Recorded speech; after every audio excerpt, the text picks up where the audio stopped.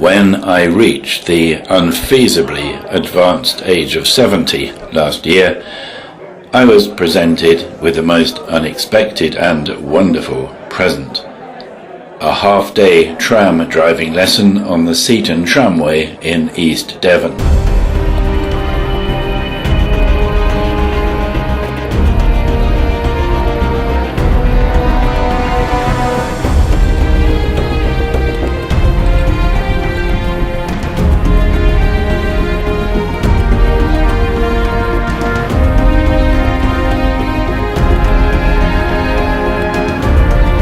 And so it was that on Saturday, the 25th of May 2013, at 9:30 a.m, I presented myself with my wife Jane at the Seaton Tramway terminus, ready for training, with, I must admit, a certain amount of trepidation. These things do not happen every day.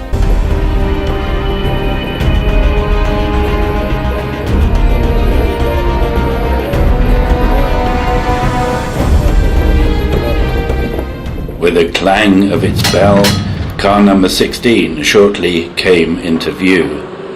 Built in 1921, an original Bournemouth open-top car, it prominently displayed the L driver under instruction notice on its front. Well, I thought, this is it. I needn't have worried.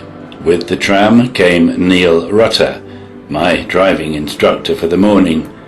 Patient, helpful and very clear in his instructions, he brought a sense of humour to the proceedings, whilst leaving me in no doubt that the tramway was a serious undertaking, responsible for the safety of its many thousands of passengers. First task is to swing the trolley boom. Neil hands me the pole. "Whatever you do, don't let go of the pole," he says. I cling on to the pole terrified. The strength of the spring suggests that one false move could send me off into outer space. Anyway, the job is safely accomplished, and we're ready for the off. Switch on there to the forward direction. Take the brake. Pull it slightly towards you. Right, that's released it. Now just gently unwind at the same time going into notch 1. I just want to drive round to the tram stop there. So if you switch off, notch 1, it's just a bit tight coming around the corner there. And if you switch off and put the brake on. Built on the site of the former Southern Region branch line from Seaton Junction to Seaton, the 2-foot gauge tramway was opened partly in 1970 and was completed in 1980. It runs from the seaside resort of Seaton, up the beautiful Axe Valley, crosses the main coast road at Colliford, and ends at Collyton, where the old railway station has been carefully converted to include a shop and cafe. There is outdoor seating on the station platform to enjoy meals in the sunshine. On the way up the Axe Valley, the tramway passes alongside Seaton Marshes and Colliford Common, which are nature reserves managed for wildlife.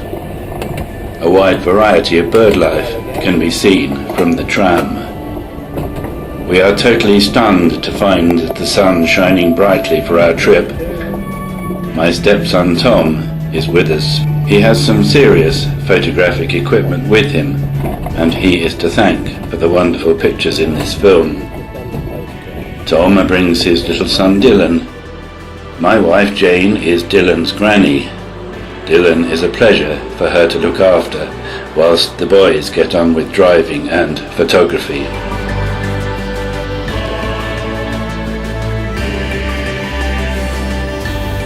There's only a few things to do before we start off. There's the controller and the brake handle. There's the key to turn on the power, the ammeter to check, and the direction light to set. There's the foot-operated bell to give warning of approach. Neil explains it all carefully and patiently. Yes, it is. Simple, really. But no, my brain has blown a fuse. Also, I discover that I seem to need restless muscles to operate controller and the brake. I breathe deeply, concentrate on what Neil has said, try to get things in the right order, and yes, we're moving. To say that the next hour or so passes in a haze is an understatement. There seem to be so many things to do. Notch up, notch down, slow for the points, watch for the point indicators, watch for the overhead line section, sound the bell for public crossings.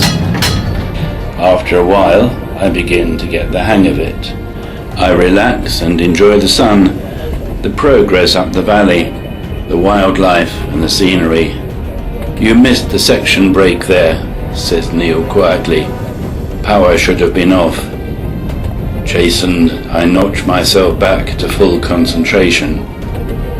Anyway, you just enjoy the trip while I drive.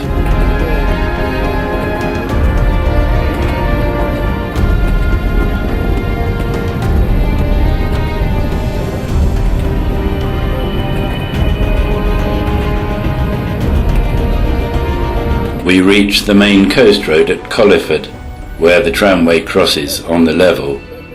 I operate the switch to change the road traffic lights to red. Neil takes the tram across. This is fair enough. It is a critical location. We arrive at Collyton and move on up to the head shunt. There is another tram in public service waiting to go back to Seaton.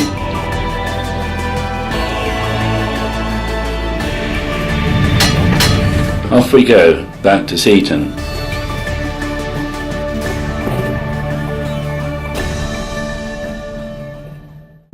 Thanks to Neil's careful and patient attention to detail, I feel more confident in what I'm doing.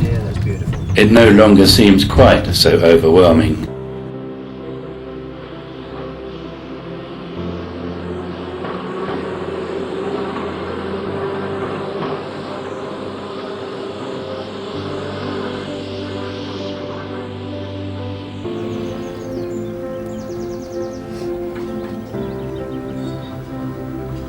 So he wants us to stay here for a minute. Okay, sir. There is a problem. Branches are obstructing the overhead back down the line at Colliford. The maintenance team have been called out and things are delayed. We're told that we're going back down the line immediately behind the other tram to minimize line occupation.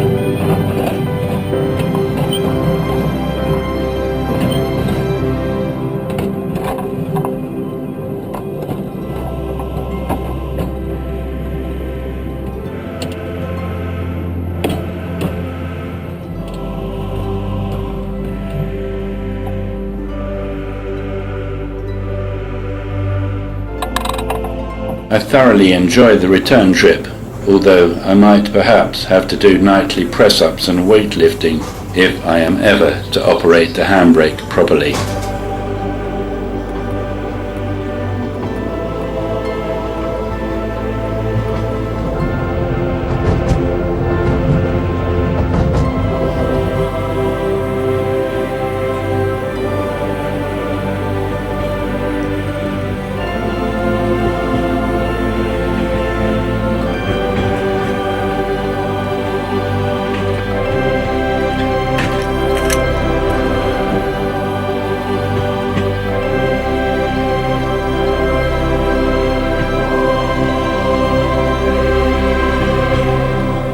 We pause just outside the Riverside tram depot and then follow the service tram down to the terminus at Seaton. Jane, Tom and Dylan leave us here and we are joined by my son Nick, his partner Sharon and Freya, Milo, Finn and Katie, who are to travel with us on the second of my tram driving trips to Collyton and back. This time I do feel rather more competent under Neil's guidance. There is time for complimentary coffee and cake at Collyton and a visit to Riverside Depot on the way back. I had a wonderful time that day. I felt I had achieved something. Tram driving is not a skill I might be called on to exercise during the normal course of life, but should anyone need a tram driver in an emergency, I am sure I might acquit myself quite well, thanks to the training I had on the Seaton Tramway.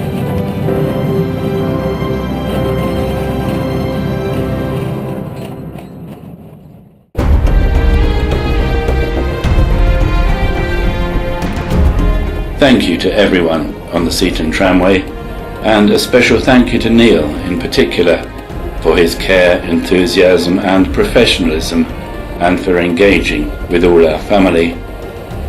And thank you especially to Nick, Sharon, Jack and his partner Hannah, both of whom sadly were unable to be with us on the day, and all the children, for a most wonderful and memorable 70th birthday present. Now, where did I put those weights?